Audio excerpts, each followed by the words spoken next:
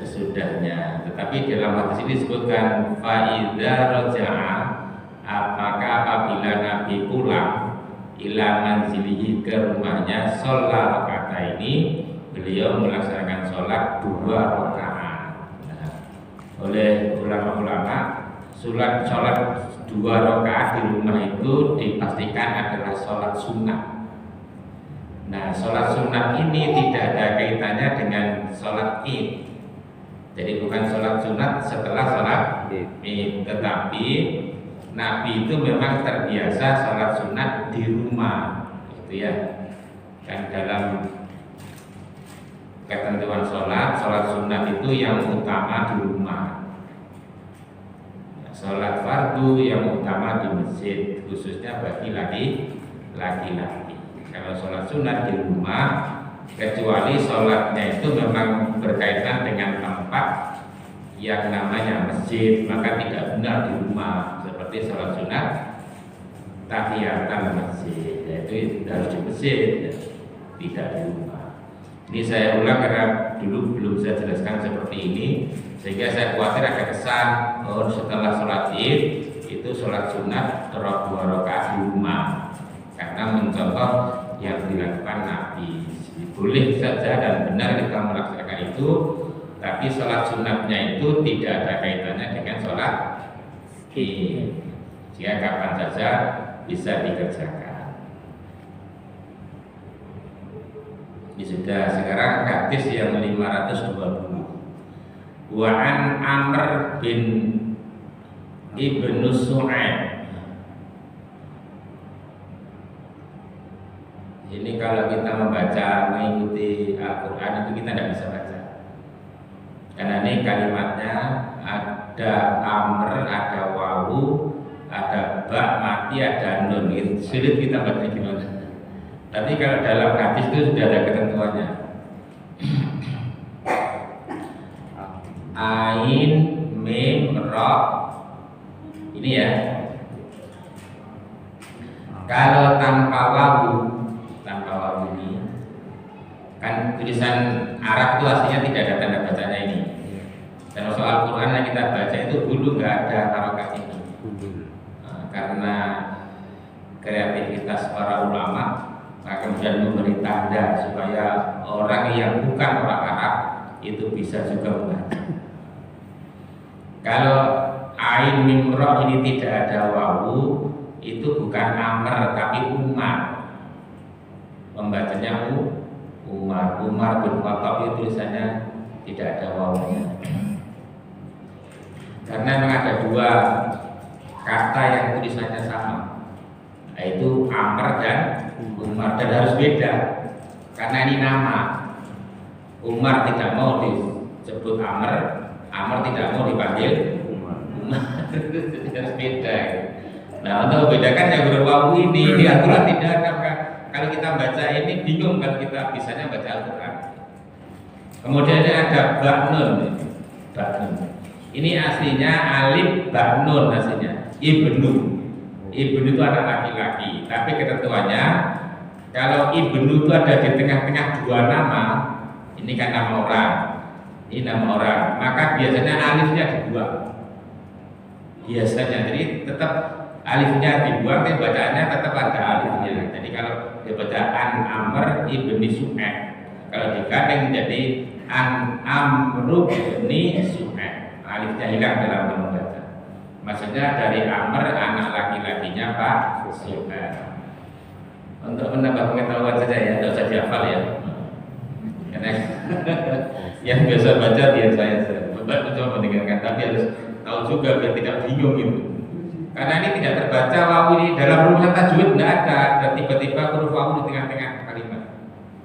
Kalau ada itu mesti berguna untuk kata dan, why, atau demi, atau untuk menunjukkan jumlah banyak, maka ada wawu. Ini hanya untuk membedakan antara nama Umar dan Amr. Saya yakin ada tanda ini bukan karena dulu pernah terjadi pertempuran antara Umar dan Amr gara-gara sebut nama salah. An Nabihi, dari bapaknya Amr, Selangi dari bapaknya Su'aib jadi mbahnya Su'aib, dari mbahnya Su'aib. Jadi hadis ini dari Amr bin Su'aib, Su'aib dari bapaknya, bapaknya dari mbahnya. Jadi ini anak cucu cicit mengajarkan hadis. Memang begitu zaman dulu. Anak itu diajari oleh bapaknya. Syaratnya adalah bapaknya bisa, kalau nggak bisa dia ngajari. Bapaknya diajari bapaknya sehingga turun temurun nih, sampai contohnya seperti ini. Dan ini banyak sekali hadis seperti ini. Kenapa kok memakai melalui bapaknya, mbahnya dan lain-lain? Kok tidak langsung hadis dari Amr, kemudian bunyinya apa? Kok tidak begitu? Kok tidak begitu? Kok masih ada cerita panjang dari A, dari B, dari C, baru hadis ditulis isinya. Nah ini kaitannya dengan sejarah penulisan hadis pada zaman Ibnu, pada zaman Amr, kemudian Su'aib, kemudian bapaknya, kemudian baru pada masa mbahnya hadis itu ditulis. Maka diurut dari mana nih hadis ini? Maka disebutkan nama-nama orang yang menceritakan hadis ini.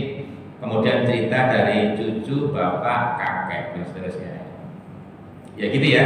Kalau Al-Quran tidak ada cerita begitu, karena Al-Quran turun langsung ditulis. Qala Amr berkata, qala Nabi sallallahu alaihi wasallam bersabda, at-takbiru, takbir fil fitri, dalam sholat Idul Fitri, sab'un, 7, fil ula, pada yang pertama. Maksudnya 7 takbir pada rakaat yang pertama. Wa khamsun, dan 5 fil ukhra, di rakaat yang lain. Maksudnya rakaat yang kedua, karena sholat Id kan cuma 2. Wal qiraatu, dan membaca Al-Fatihah, maksudnya ba'dahuma, setelah selesai keduanya, kiltaihima, keduanya.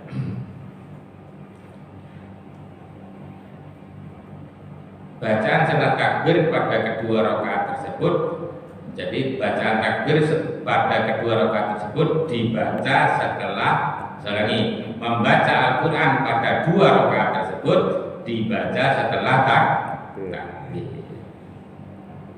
Nah 7 takbir dan 5 takbir itu tidak termasuk takbiratul ihram untuk rakaat yang pertama, dan tidak termasuk takbir intikal pada rakaat yang lain.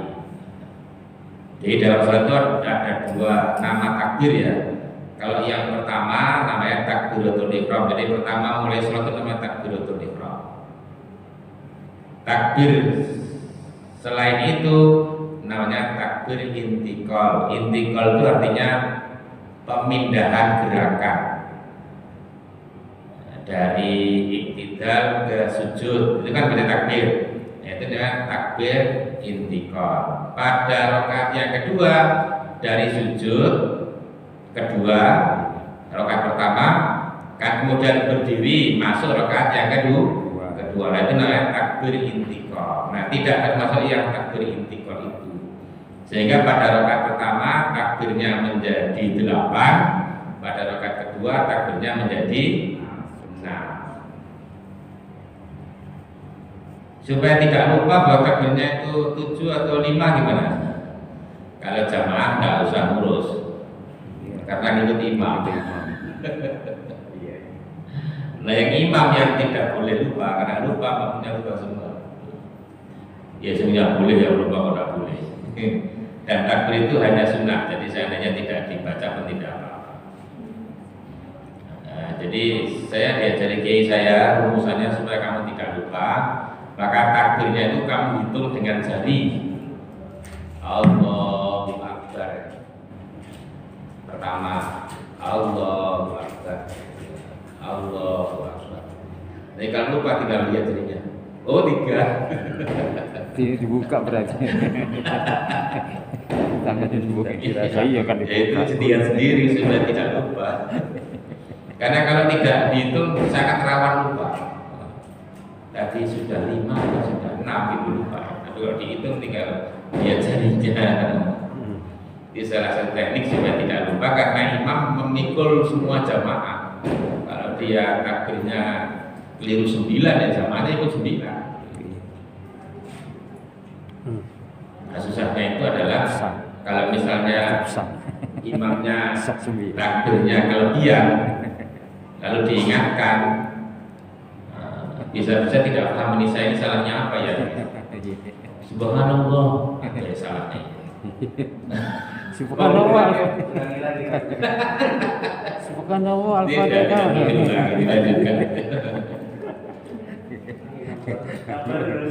Nah, dia karena takbir 7 kali atau 5 kali itu bukan rukun, maka ada orang sholat itu tuh takbirnya biasa, cuma takbir saja. Sekitar untuk pengetahuan saja biar tidak gampang menyalahkan orang dan tidak apa-apa. 7 kali dan 5 kali. Kita lanjutkan. Ada yang ditanyakan? Kita lanjutkan. Wa an Abi Waqid, hadis dari Abi Waqid. An-Nayusi.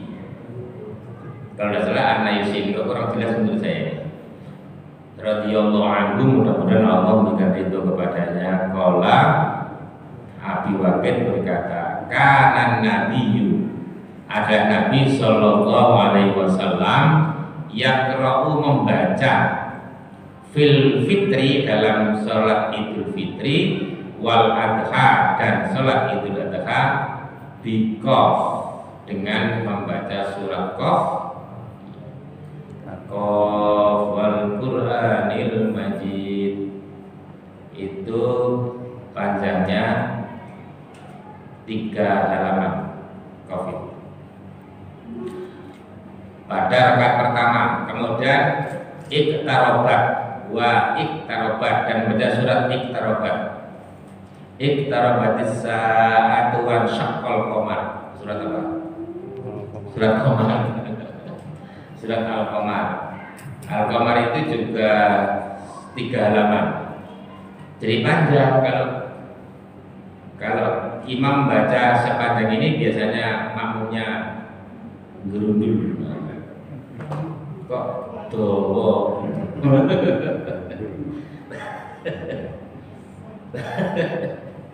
Tapi ini untuk beliau tidak serius.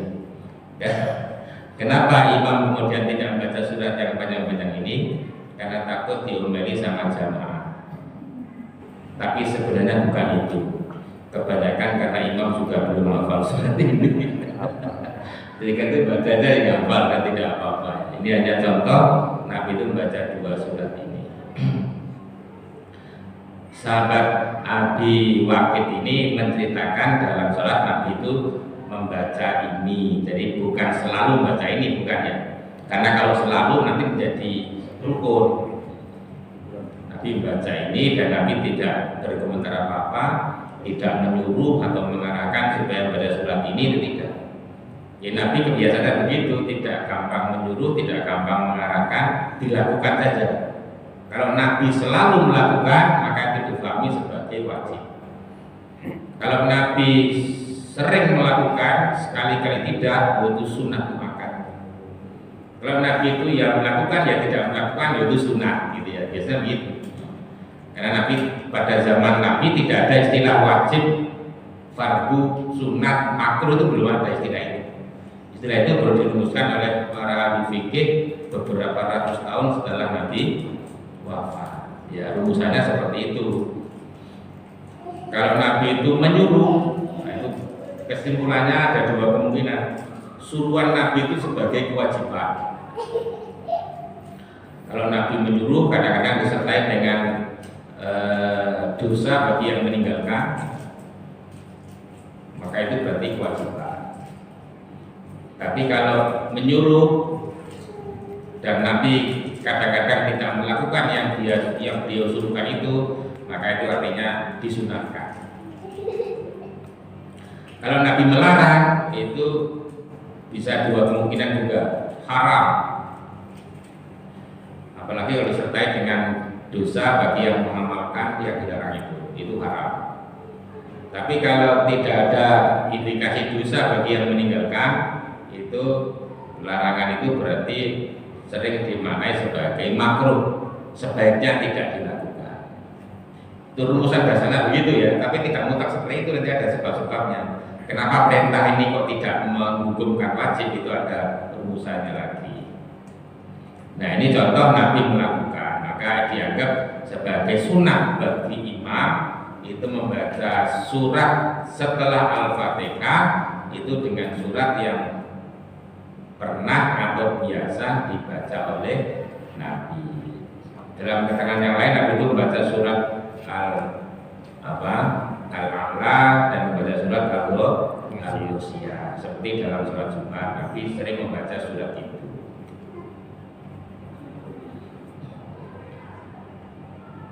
Ya, Qaf dan Al-Qamar tadi, ini surat Al-Qamar. Pada waktu Idul Fitri dan Idul Adha berarti sama. Idul Fitri ya surat ini, Idul Adha ya surat ini. Kalau Idul Fitri pernah membaca itu, Idul Adha juga membaca surat ini, oh berarti Nabi itu sering atau biasa membaca dua surat itu.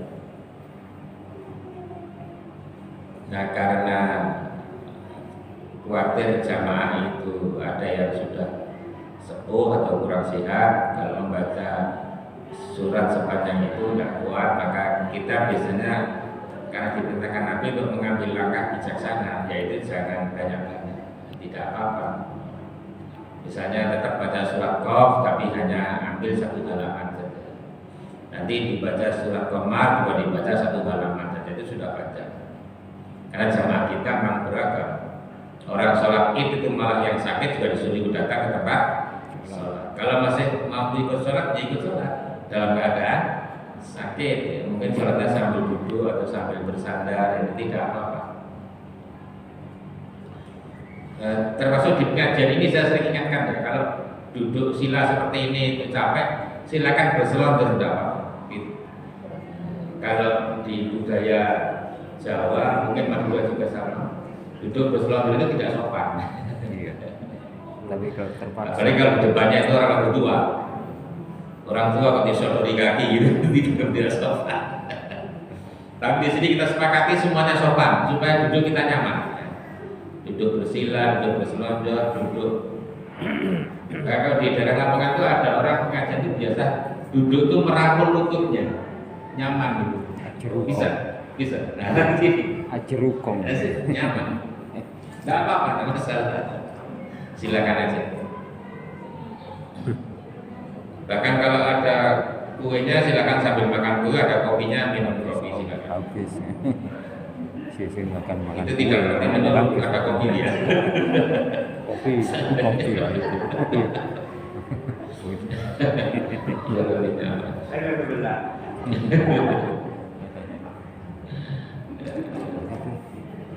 Ya kita lanjutkan. Air biasa. An Jabir radhiyallahu anhu qala kana Rasulullah sallallahu alaihi wasallam. Ini An Jabir kalau langsung qala, tidak ada urutan dari mana. Ini karena dipotong saja. Nah, Jabir ini sahabat Nabi, tidak mungkin sahabat Nabi lalu berkata kepada Bukhari. Tidak ketemu. Jauh. Ini generasinya beda nih. Jadi ini cuma orang-orang setelah Jabir tidak disebutkan. Di dalam kitab hadis yang belakangan itu memang cerita dari mana hadis itu disebutkan hanya sebagian. Kadang-kadang tidak disebutkan seperti ini, hanya sahabat Nabi itu namanya siapa yang menjadi pangkal hadis ini sampai kepada Bukhari. Nah, kalau di kitabnya Imam Bukhari dan Imam Muslim, nama-nama disebutkan semua. Sehingga kitab Bukhari Muslim itu yang panjang bukan isi hadisnya, tetapi rangkaian nama-nama orang yang membawa hadis di kitab Bukhari dan Muslim itu. Karena itu ada ulama lagi belakangan menulis kitab Bukhari yang ditulis hanya matanya, maksudnya isinya aja ditulis. nama-nama sahabat dan tabi'in yang meriwayatkan hadis itu tidak disebutkan. Karena Rasulullah adalah Rasulullah Shallallahu Alaihi Wasallam. Idza kana yaumul Id, pada hari raya Idul Id, Idul Id, Idul Fitri yang berdekat, khalafat tariq, menyelisihi, membedai jalan. Yang saya artikan itu tidak harus dengan terjemahan ya. Terjemahan itu sudah rangkaian kata yang tersusun sesuai dengan kalimat. Kalau yang saya terjemahkan kan per kata, tapi nanti maksudnya sama ya, maksudnya. Saya artikan per kata. Jadi pada keberangkatan dan pemulangan ke tempat sholat Id, Nabi itu mengambil jalan yang berbeda. Jadi kalau tadi berangkatnya itu lewat timur, nanti pulangnya lewat utara. Misalnya gitu. Kayak iso, Pak. Saya kira maksudnya kayak ini berangkat lewat timur, Itu kalau jalannya bisa lebih dari satu ya. Tapi kalau jalannya cuma satu ya nggak usah buat jalan baru. Sudah beda. Wah itu mengada-ada namanya. Ya, dan di zaman sekarang kan jalan itu banyak, jadi kita bisa mengambil siasat ini. Ini ada keterangannya 522, kita cek. Tidak penjelasan, cuma cerita tentang perawi hadis. Nah ada yang menafsirkan kenapa kok mengambil, karena Nabi tidak menjelaskan sehingga menafsirkan atau menjelaskan tentang makna yang tersirat. Kenapa kok lewat saja mengambil jalan beda? Itu kaitannya dengan syiar. Kalau berangkatnya lewat timur, orang-orang sebelah timur lihat orang Islam itu berangkat sholat sekian banyak. Tapi orang yang di dalam barat tidak tahu, maka pulangnya lewat barat. Sehingga yang orang barat juga tahu ini orang Islam begitu banyak sedang melaksanakan berangkat pulang melaksanakan ibadah. Itu salah satu alasan logisnya. Olahraga. Bisa juga supaya jalannya lebih jauh, karena ke tempat sholat itu dihitung pahalanya menurut jumlah langkah yang dilakukan.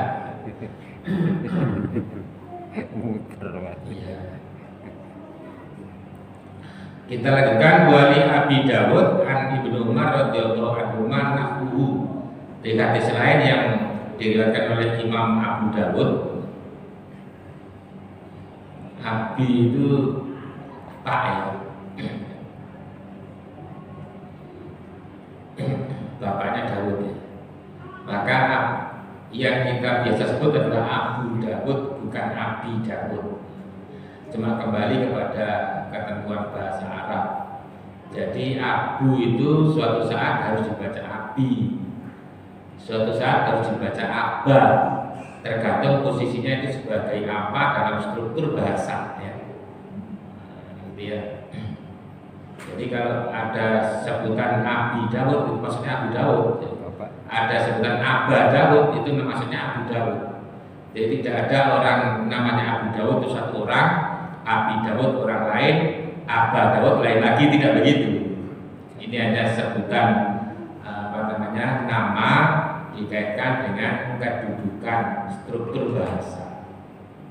Nah di sini harus Abi, kalau dibaca Abu salah menurut bahasa Arab. Karena kata Abu itu jatuh setelah li itu huruf jar, itu teori pondok ya. Yang ngerti ini Arham. Dia harus ngerti ini karena ini orang pondok pesantren. Abi Dawud itu adalah Abu Dawud yang bisa kita kenal, Abu Dawud. Ini juga meriwayatkan hadis dari Ibnu Umar. Nah, kalau yang ini tadi dari Jabir, ini dari Ibnu Umar. Nah ini kembali ke tadi, kata-kata Umar itu tidak ada wawunya karena ini Umar. Kalau ada wawunya tidak perlu dibaca Umar, harus Amr. Karena nggak ada wawunya maka ini pasti Umar. Cuma kita yang baca ini sudah ada urusan dengan wawu karena ada tanda bacanya. Tapi aslinya tidak ada tanda baca ini sehingga tulisannya sama. Umar ya ain mim wawu, Amr ya ain mim wawu.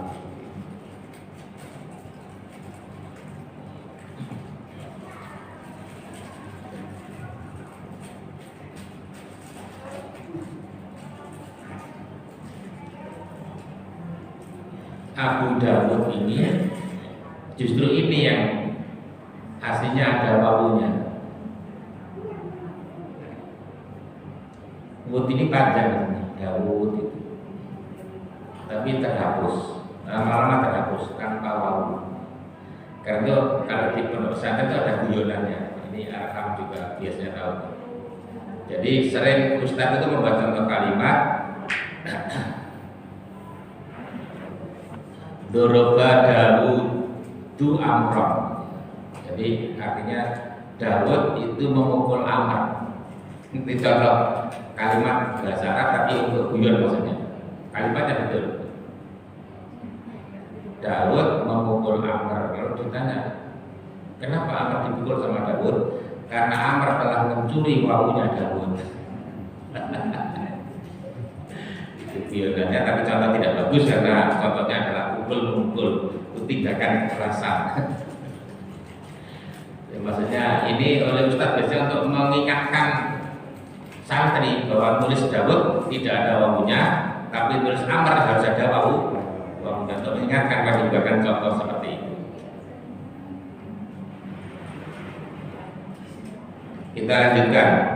An Anas wa an Anas, dan hadis dari Anas radhiyallahu anhu, mudah-mudahan Allah memberikan ridho kepadanya. Qala qadima Rasulullah sallallahu alaihi wasallam, Rasulullah sampai tiba Al-Madinata di kota Madinah.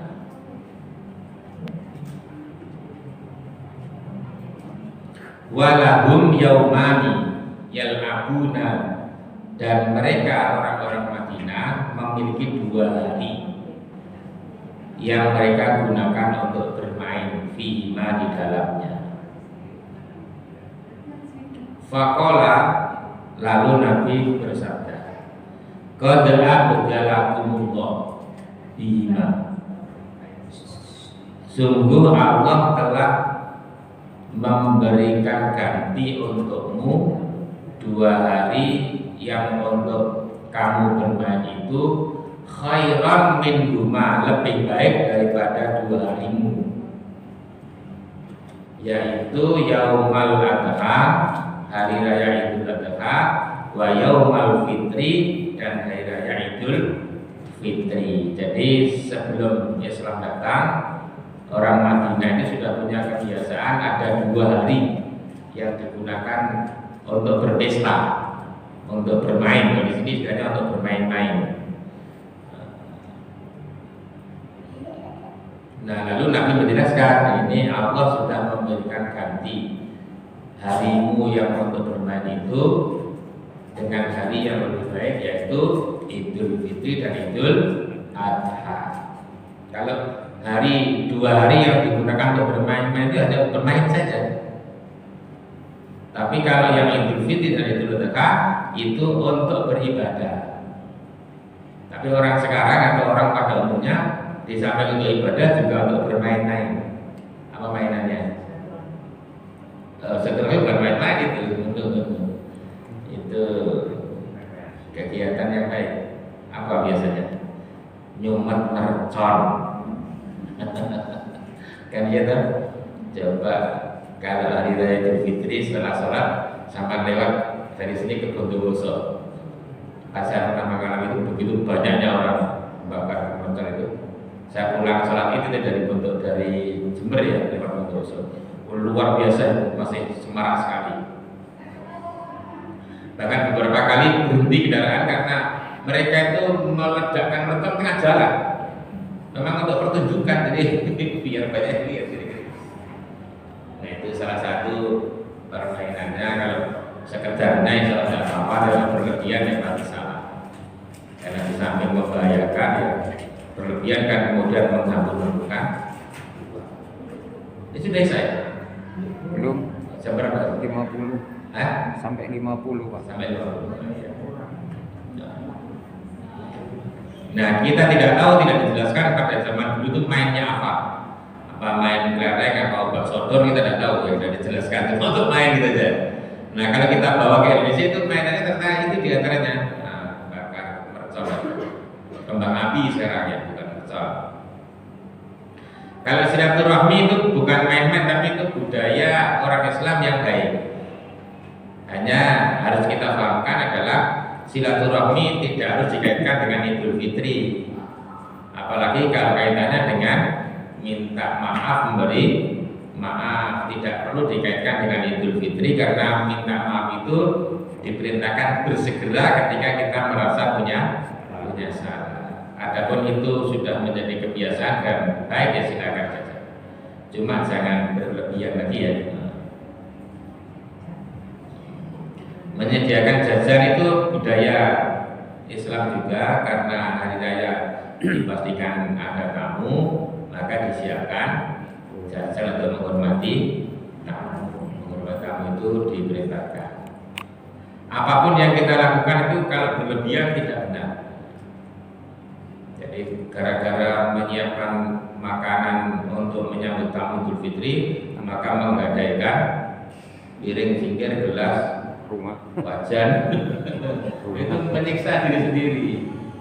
Siapkan saja semampunya. Kalau mampunya itu minum teh sama kerupuk, ya sudah itu lah. Oh yang datang itu juga tidak berminat untuk makan karena dari sekian rumah sudah makan terus. Ya kan gitu biasanya. Kita kan biasa sudah kenyang. Nah, bahkan dulu waktu saya di Cerme ya, kalau sudah Idul Fitri gitu, itu setelah sholat itu selamatan ke rumah-rumah itu giliran. Rumah sini selamatan, makan-makan. Karena tadi sudah makan di rumah sebelah, makan sedikit. Dibawa pulang berkatnya. Pindah lagi karena semua begitu, pindah ke rumah sebelah, makan lagi sedikit aja, bahkan tidak dimakan, bawa pulang lagi. Sehingga di rumah itu jajan itu sampai jauh pulang. Ini mau diapakan makanan ini? Mau diberikan tetangga? Tetangga juga bisa segitu.